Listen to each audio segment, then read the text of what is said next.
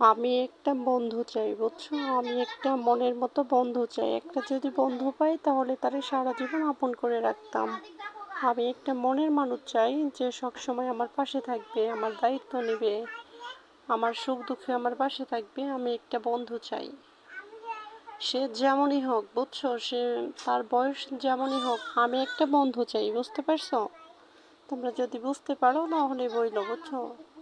আমার ভিডিওটা দেখবা, আর আমি একটা বন্ধু চাই, বুঝছো? আমাকে বলবা, আমাকে নক দিবা, ঠিক আছে? আমি একটা বন্ধু চাই।